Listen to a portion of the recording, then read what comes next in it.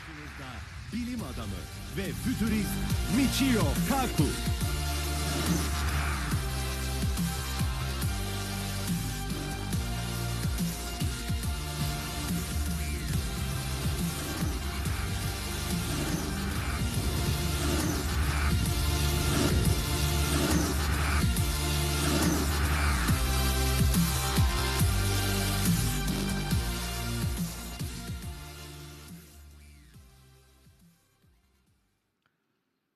Well, after such a great introduction, I can't wait to hear the speaker myself. First of all, I have a confession to make. Sometimes these honors and accolades can backfire. Recently, New York Magazine voted me as one of the 100 smartest people in New York. And I thought, wow, what a great honor. However, in all fairness,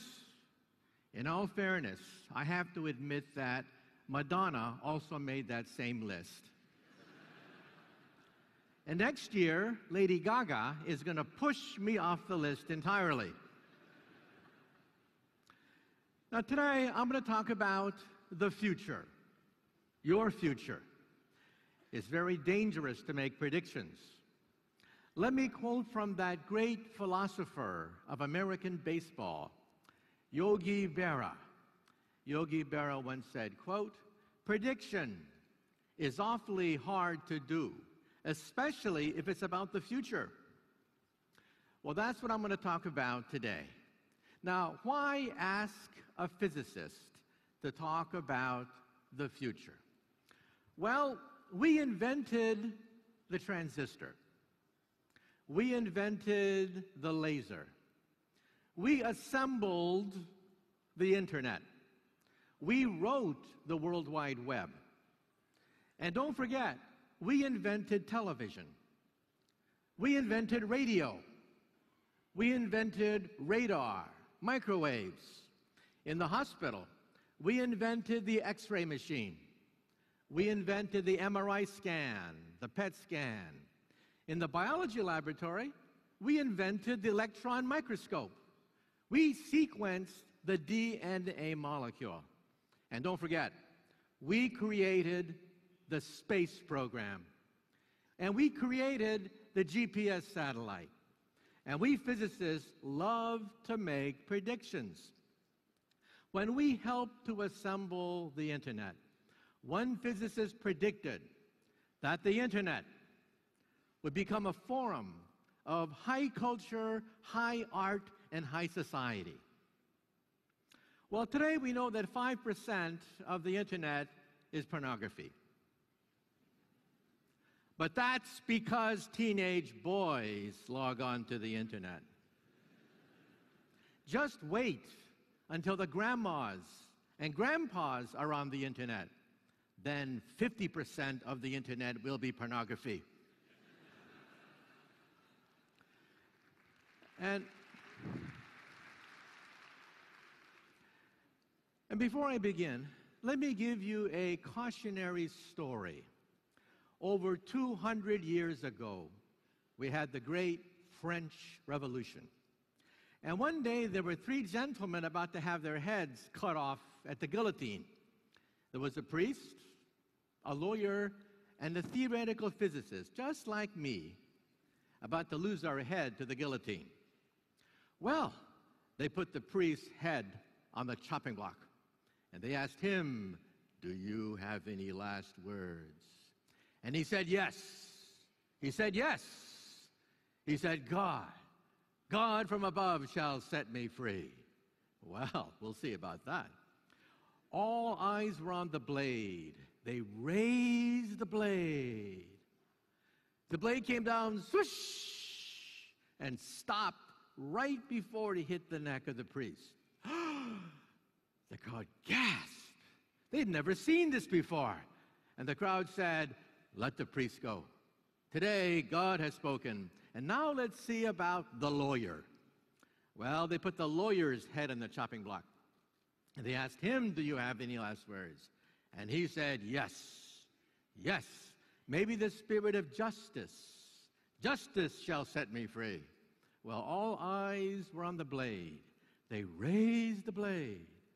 The blade came down, swish, and stopped right before it hit the neck of the lawyer. This time, there was dancing in the streets of Paris. People were saying, God has spoken, justice has spoken, and now, let's see about the physicist. Well, they put the physicist's head on the chopping block, and they asked him, do you have any last words? And he said, yeah, I got some last words. And he said, you know, I don't know too much about God, and I know even less about the law, but I do know one thing. If you look up, you'll see that the rope is stuck on the pulley.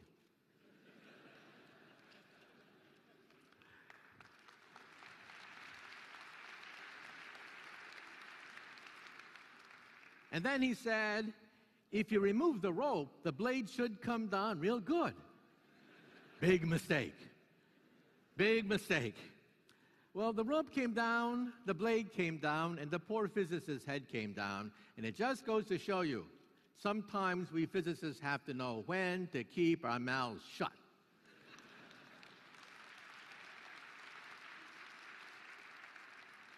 Nonetheless, today I'm going to open the mouths of 300 of the world's top scientists that I've had the privilege of interviewing for BBC television, the Discovery Channel, the Science Channel.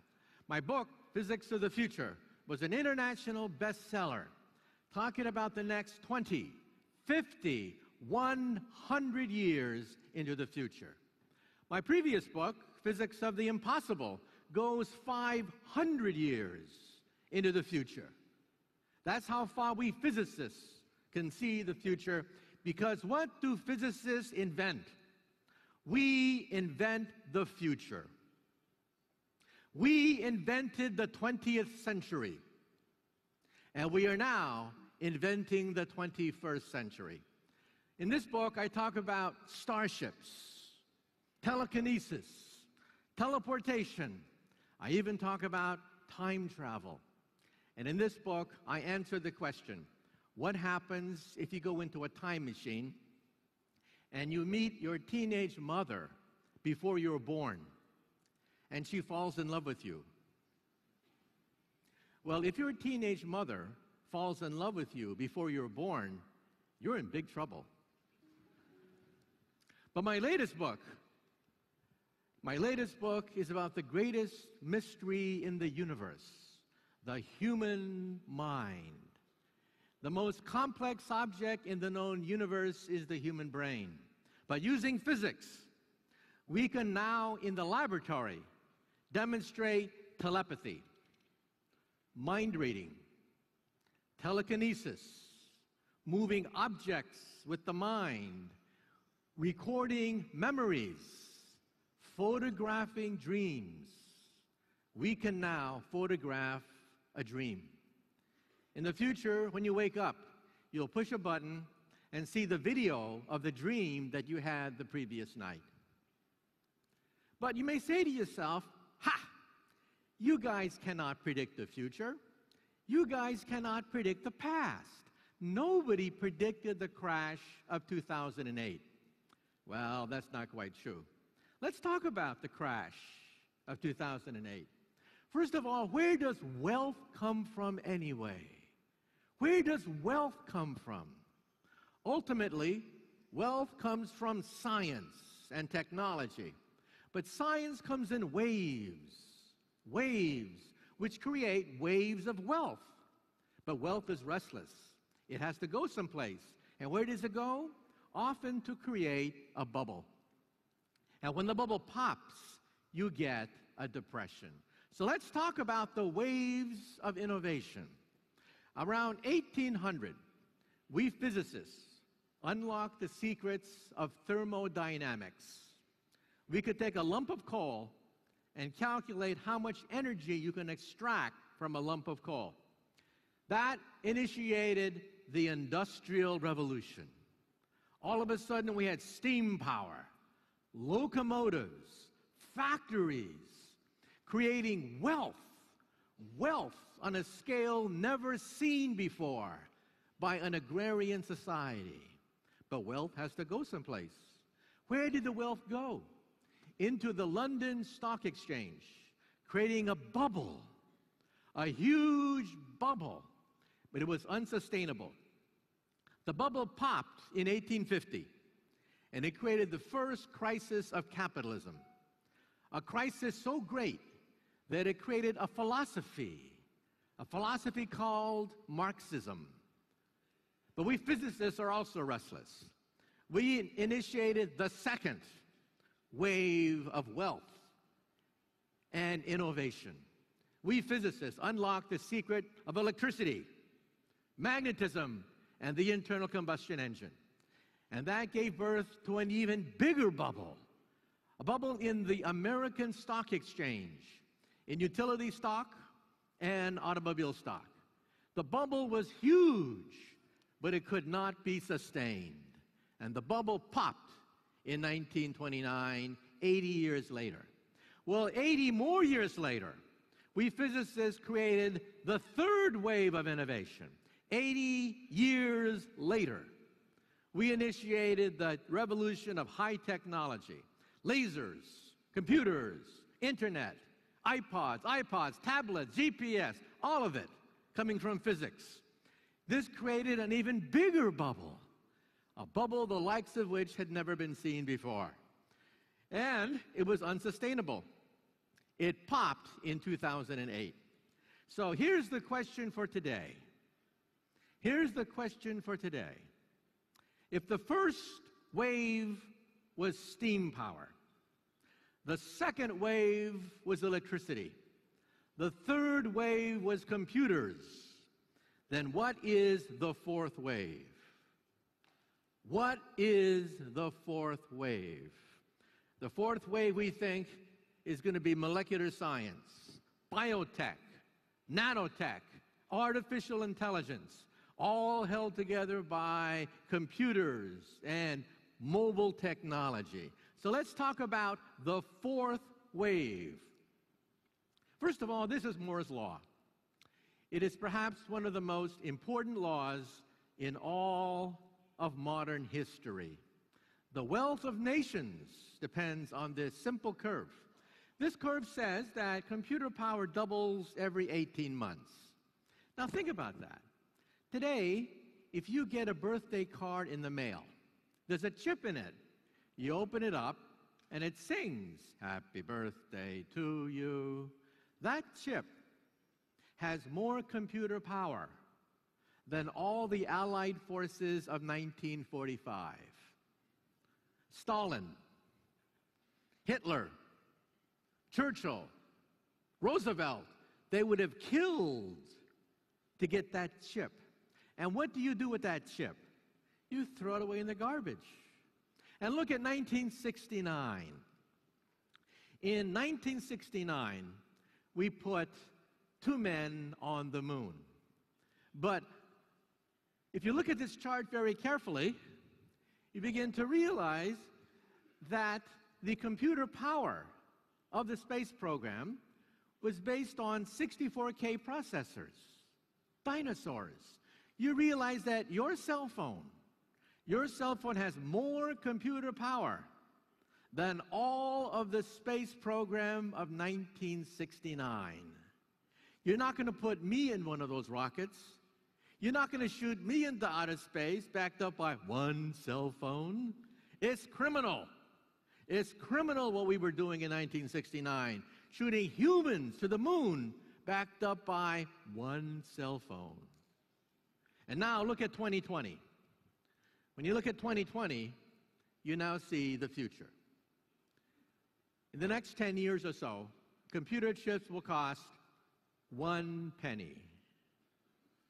This means that computers will be everywhere and nowhere. Like electricity. Where is electricity today? Electricity is under the floor, in the ceiling, in the walls. Electricity is invisible. Electricity is everywhere and nowhere. And the word electricity has disappeared from the English language. No one says the word electricity anymore. The same thing with computers. When chips cost a penny, computer power will be everywhere and nowhere. And the word computer will disappear from the English language. And the internet will also be everywhere and nowhere. Complements of mobile technology. Now you say to yourself, are computers different? Are computers different from all other technologies? No. Take a look at paper. Paper. 4,000 years ago, the Chinese, the Egyptians invented papyrus. And we had 100 scientists, 100 scribes, 100 scribes guarding one papyrus scroll, 100 to 1. And that created ancient civilization. That's called stage 1. Stage 2, 1450. Gutenberg invented the movable type. One human, one book. The personal book in 1450. And then around 1930, we created the personal library. One human, one library.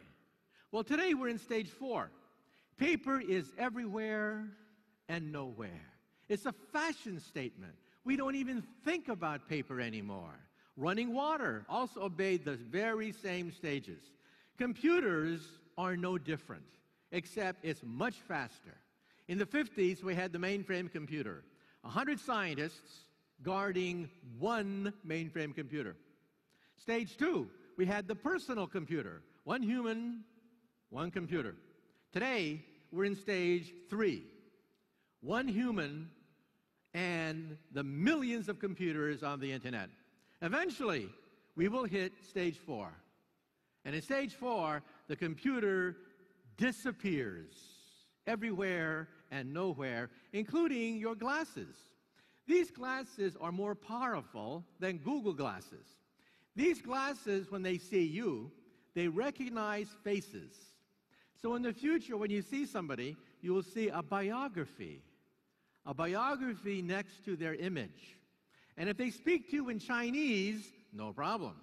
These will translate Chinese into English, Turkish, or whatever. Very useful.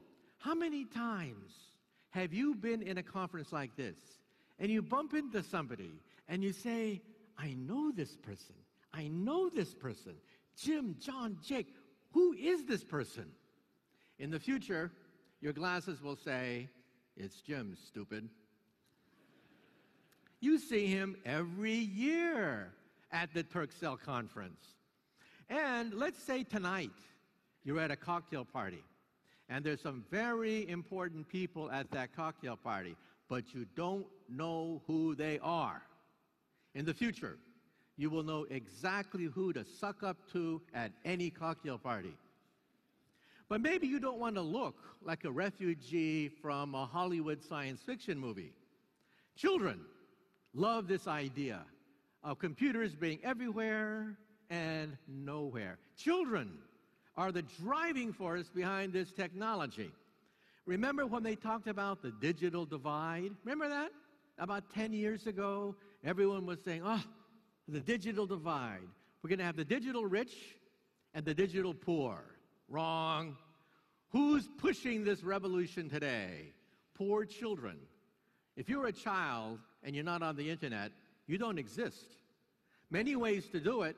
You can shoot the image right to the retina of your eye, or you can use the lens as a screen, or you can have an eyepiece. 3 ways to have information everywhere and nowhere.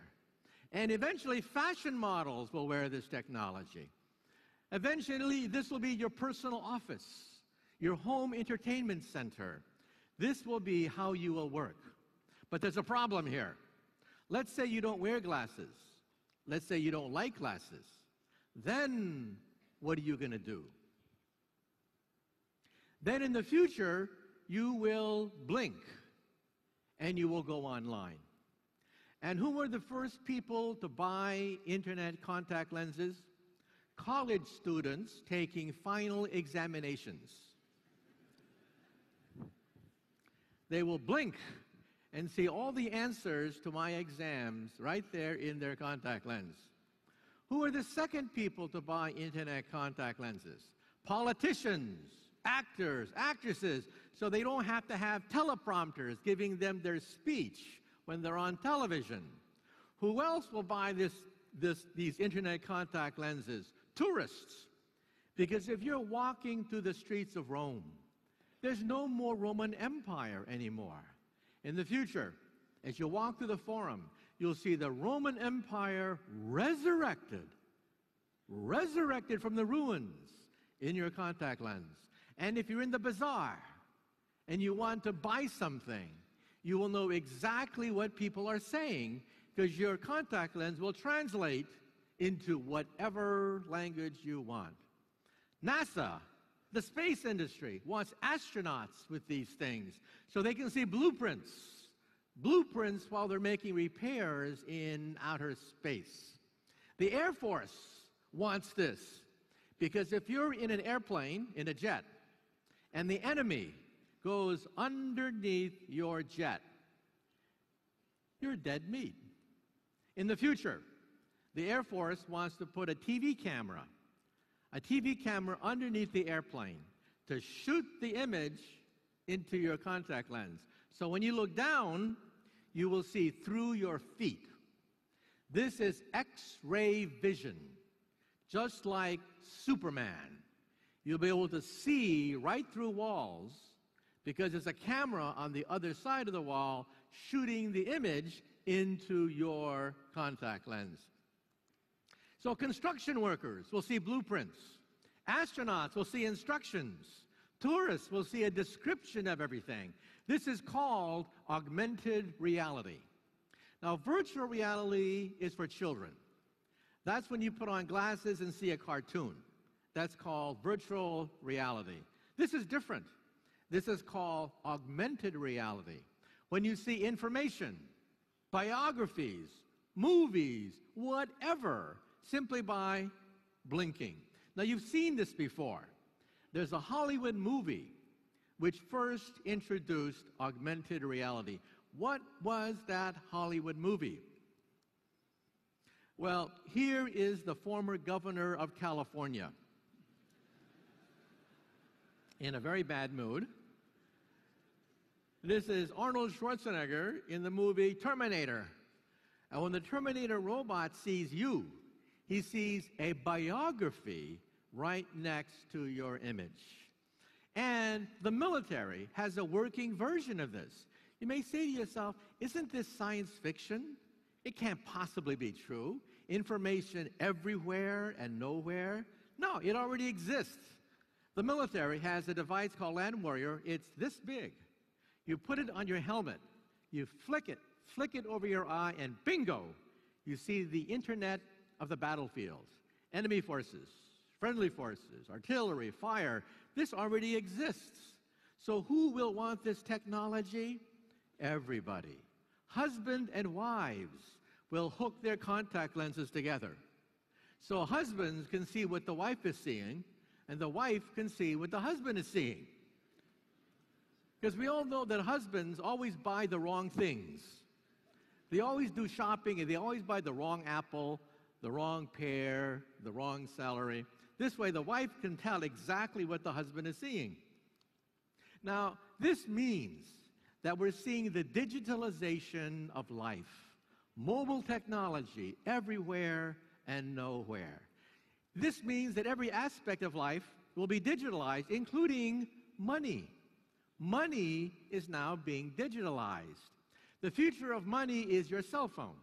You will point and click, and that's how you will buy things in the future. Point and click. Beyond that, you will simply blink, and you will buy things. This is how you will shop in the future. And what about your cell phone? Today, if your cell phone has a tiny, tiny keyboard, and you have fat fingers, sorry about that. With fat fingers, you cannot type on a cell phone. So, we scientists have invented e-paper, intelligent paper. You will scroll out from your cell phone as much intelligent paper as you want. a bigger keyboard as you want. In fact, we can make yards of this stuff, yards and yards of intelligent paper, because chips only cost a penny a piece. This is the future of wallpaper. Wallpaper in your house will be intelligent, because intelligence is almost for free. Today, if your wallpaper is old, discolored, stained, torn, what do? You suffer. That's what you do. In the future, you go to the wall and say, "Mirror, mirror on the wall, please change color." And let's say it's 4 o'clock in the morning and you feel a pain in your chest. Is it a heart attack, or is it the pizza you had last night? You go to the wall and say, "Mirror, mirror on the wall, I want to talk to RoboDoc right now." Boom! RoboDoc appears in your wallpaper.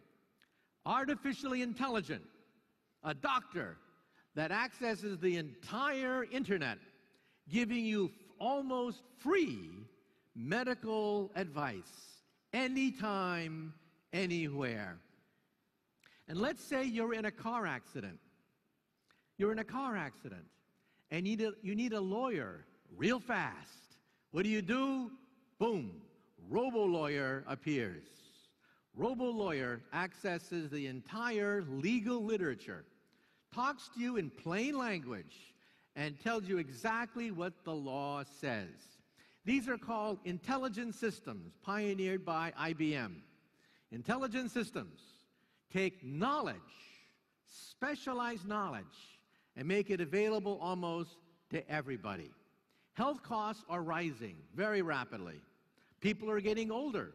People are getting sicker. And we need to reduce cost. And we'll do this with artificial intelligence, expert systems that give you almost all information almost for free. So what we're talking about is the digitalization of capitalism. One by one, industries are being digitalized.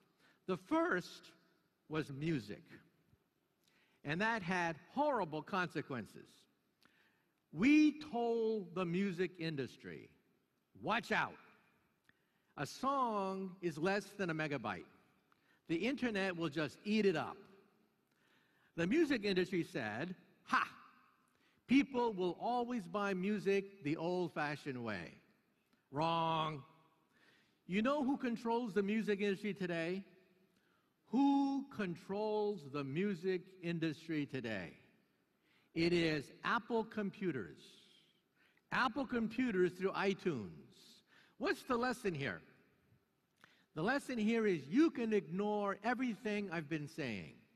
You are free to ignore everything that I've been saying.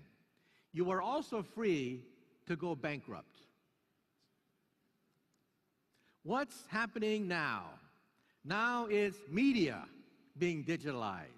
Radio, television, newspapers, movies, libraries, books being digitalized all in your cell phone. For example, in America, we have the New York Times and the Boston Globe, two great newspapers. About 10 years ago, the New York Times paid $1 billion to buy the Boston Globe. Logical, two great newspapers. But a few months ago, the New York Times sold the Boston Globe. For how much? About 10% of the original cost. How much did the New York Times lose? $1 billion. The New York Times bet against technology. They bet against Moore's Law, and they lost. So you're free to do anything you want. To ignore the digitalization process, you will simply go bankrupt. What's next? What's next to be digitalized is transportation, medicine, education, retailing. They're next to be digitalized. So watch out. If your company, if your job is involved in these areas, watch out. So let's take them one at a time. First of all, this is the future of your living room. This is how you will relax at night. You'll be surrounded 360 degrees by intelligent walls, and you will access as much information as you want. This means that even presents and holidays will be digitalized. Chips are being put in toys now. Chips are being put in toys, making toys intelligent. And this is creating a problem for the English language. We have a contradiction in terms called smart Barbie dolls. That's a contradiction in terms. Another contradiction in terms is Microsoft Works. That is also a contradiction in terms. This is also the future of your love life. Let's say it's Friday night, you have no date, you're all alone. What do? Well, in America, we all know what you do on Friday night if you have no date. You get stone drunk. In the future, you go to the wall and say, mirror, mirror on the wall, who's available tonight? Boom. All the pictures of everyone who's available that night appear. You go on a nice dinner, that's not going to change. We'll still have to eat in the future. And at night, you say, mirror, mirror on the wall. We want to see an old-fashioned movie like Casablanca, except remove Humphrey Bogart's face and put my face instead. You will be the hero of every action movie of the future. Now, television has been stuck for 50 years. It's a flat screen. The holy grail of television is 3D without glasses. For 50 years, we wanted 3D television without those smelly, clunky, sweaty glasses. We finally did it. Watch for it in your living room in the next few years. 3D without glasses. The secret is the screen. The screen consists of thousands of vertical lines. Each vertical line is a prism, cuts the image in half.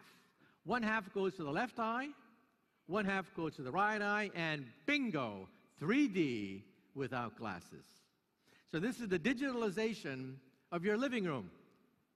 This is the digitalization of your office. This is how you will work in the future. Notice that there's no PC there. Why?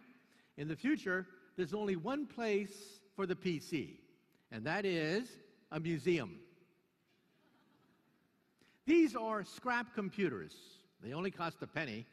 You scribble on them and then throw them away. And when you go from room to room, room to car, car to home, home to work, the scribbles follow you in the cloud. This is called the seamless transfer of information in the cloud. The cloud is everything. The computer is nothing. And this is your cubicle of the future. It'll be wraparound, flexible, 3D, gorgeous color. Your workplace of the future will be so beautiful, you will never get any work done in the future. This is how you will drive to work in the future. The car of the future drives itself. Watch for it in your garage before 2020. We expect that by 2020, many people will have driverless cars in their garage. The secret is the GPS system and radar in the fenders. Now, I drove this car. BBC television flew me down to North Carolina, and they put me in this car. So there I was, driving this car. And then the cameraman said, "Let go of the steering wheel." And I said, "What? You crazy? You nuts? I'm not going to let go of the steering wheel." And the cameraman said, "Trust me. Let go of the steering wheel." So I closed my eyes, I let go of the steering wheel, and the car drove itself. Now let's do a science experiment. Today, after the lecture, when you get in your car, do this. This is how you will drive in the future. One of my colleagues is in Silicon Valley. That's how he drives to work every day. Every day he drives to work like this. It's legal in California to drive a driverless car. And remember that in America, 30,000 people die in car accidents every year. But computers don't fall asleep. Computers do not get distracted. The words traffic accident will also disappear from the English language. So we're talking about the seamless transfer of information. When you're driving your car, you see things, you will identify what they are, you will know who you're talking to, you'll see blueprints, maps, whatever you want when you are meeting people or doing things.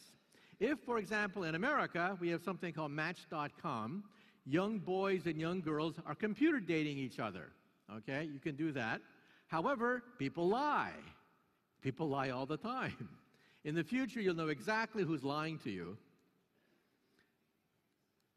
And how will you buy things in the future? This is called mass customization. Let's say you're looking for a wedding dress, a beautiful dress. You shop and you finally found it, the perfect wedding dress. Right color, right shape, right designer. Everything's perfect except wrong size. What happens today? No sale. In the future, the cloud has your three-dimensional measurements. The cloud knows exactly your specifications, punches out the perfect dress, and ships it to you the next day. This is called mass customization. Now, in America, it was Henry Ford, 100 years ago, Henry Ford who introduced mass production. And Henry Ford was famous for saying, quote, "The American people can have any color car they want as long as it's black." And 3D printing is getting more advanced every year.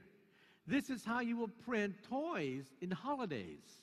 Holiday toys will be printed by downloading the blueprint off email.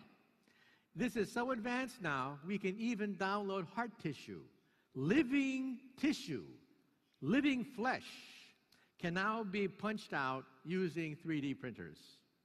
So what am I building up to? What does all this mean? What this means is we're headed for something I call perfect capitalism. What is capitalism? Capitalism is private ownership where prices are set by supply and demand. That's what capitalism is. But you see, supply and demand are imperfect. You don't know who's cheating you. You don't know who has the cheapest price. You don't know what the profit margin is. You don't know these things. You guess. In the future, when you go shopping, your contact lens will scan all the products and tell you who has the cheapest product, who has the best product, what the profit margin is, what do people say about this product, all of that, right, in your contact lens. So the advantage shifts to the consumer. The consumer knows everything about a product.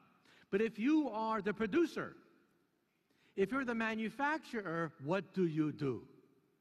You use data mining, big data, analytics, targeted marketing, and branding.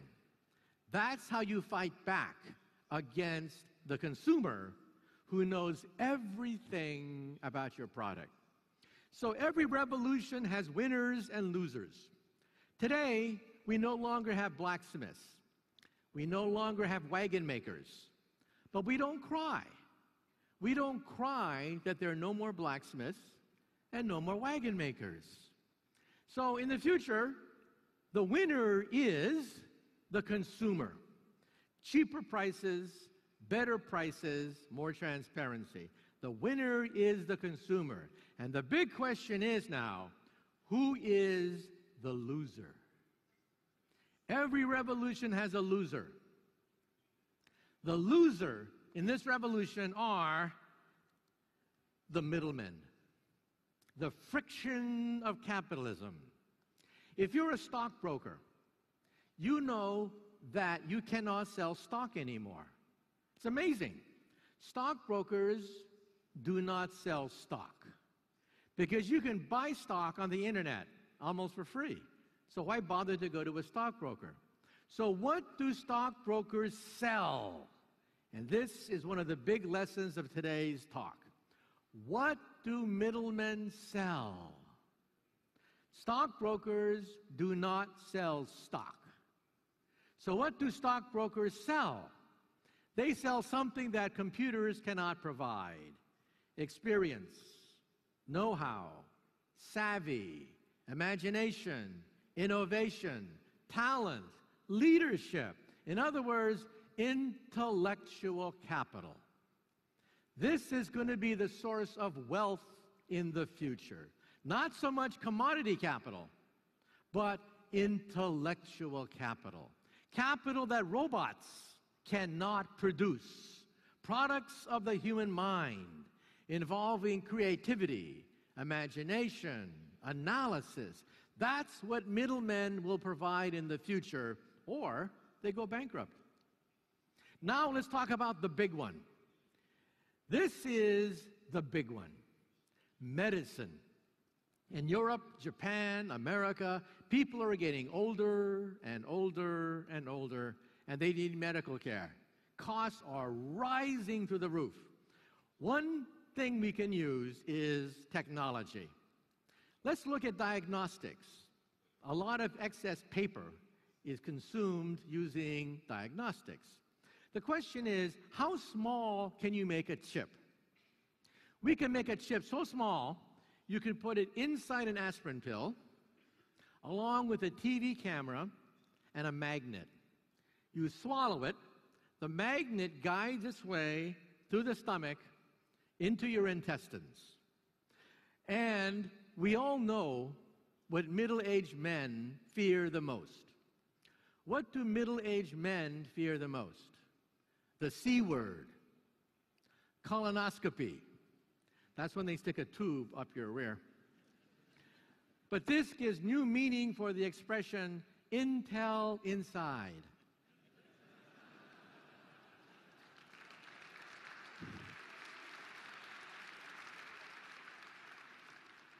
Yes, in the future, Intel will always be inside. But even cancer is now, we think, will be conquered, at least partially, by nanotechnology. Medicine is going to be turned upside down by nanomedicine. We can make a molecule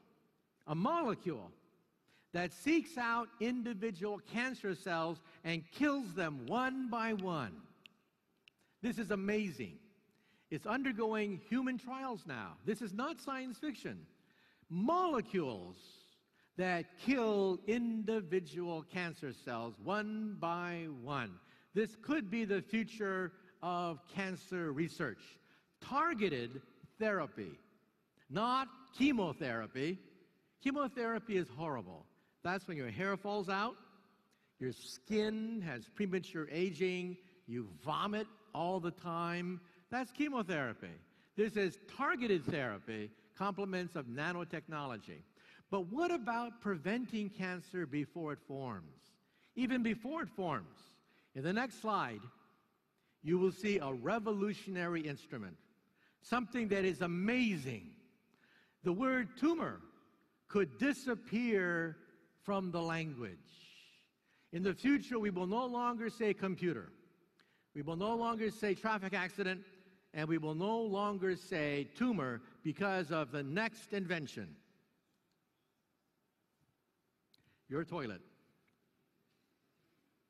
Your toilet will have a chip in it, a DNA chip that analyzes proteins from cancer cells 10 years before a tumor forms. If you're a woman and you feel a lump in your breast, it's too late. It's really too late. It is impossible to save the breast. You're on the operating table almost immediately. No ifs, ands, or buts. You are on the operating table. In the future, the DNA chip will pick up genes, proteins, enzymes from cancer and tell you you have breast cancer. Do something. You have 10 years. This is going to change the way we view cancer. And what about MRI scans? Why are MRI scans so big? Because you have to have a uniform magnetic field. That's why. But we can use computers now to compensate for weak magnetic fields. On the right-hand side is the world's smallest MRI machine. It's this big. So the question is, how small can you make an MRI machine by the laws of physics? And the answer is this big. You are now looking at the future of medicine. You will have more computer power in your cell phone than a university hospital today. And what will we do with this technology? With the genome, we will sequence them and create a human body shop. This is an ear. It's made out of plastic. You take cells from your ear, put it in the plastic then allows it to grow. Plastic dissolves, leaving a perfect ear. We can grow ears from your own cells. Bone on the left, cartilage on the right, noses, ears. This is a bladder, an entire bladder grown from a young woman's own cells. And this is a windpipe grown from your own cells. And what's next? What is the next organ to be grown? The liver. So especially for you Westerners in Europe, if you're an alcoholic, cheer up, because we will cure cirrhosis of the liver, because we will grow a new liver. And the next organ to be grown, or the next organ to be analyzed, is the brain. The brain has blood flow that we physicists can now analyze. We can see thoughts ricocheting inside the brain. And we can now tell if old superstition is correct. There's lots of superstition about the brain. One superstition is that when a man sees a pretty girl, he starts to act stupid. It's true. You can show using brain scans that when a man sees a pretty girl, blood drains from his cortex, and he becomes mentally retarded as a consequence. Absolutely true. We measure that in the laboratory now. And you can now connect the brain to a machine. This man is paralyzed, but we connected his brain to a computer. He's totally paralyzed. He cannot even scratch his nose. He can now surf the web, read email, write email, operate his wheelchair, operate household appliances. Even my colleague Stephen Hawking is now being hooked up to a computer mentally. So you can now control mechanical arms, mechanical legs. If you saw the international football games this summer, the man who started the football game in Brazil was totally paralyzed. But at Duke University, they connected his brain to mechanical arms and legs, and he kicked the football. So we're talking about the fact that we're now going to be able to computerize the human body, the digitalization of the human body. So to summarize, the message for today is that under perfect capitalism, we are going from commodity capitalism to intellectual capitalism, where experience, innovation, imagination, know-how, savvy, leadership, creativity will be the currency of the future. So what's the message? You are the winners. You are the winners, because in this room, we have people who represent the cream of intellectual capital, the innovators, the inventors, the entrepreneurs, the dreamers. You are the future. And when I was a child, I had a role model. My role model was Albert Einstein. And let me close by giving you my favorite Einstein story. When Einstein was an old man, he was tired of giving the same talk over and over again. So one day, his chauffeur came up to him, and the chauffeur said, "Professor, I'm really a part-time actor. I've heard your speech so many times, I've memorized it. So why don't we switch places? I will put on a wig. I will put on a mustache. I will be the great Einstein, and you can put on my hat and be my chauffeur." Well, Einstein loved the joke, so they switched places. This went along famously until one day, a mathematician in the back asked a very difficult question. And Einstein thought, "Oh, the game is up." But then the chauffeur said, "That question is so elementary that even my chauffeur here can answer it for you." Thank you very much. You've been a great audience. And remember, you are the future.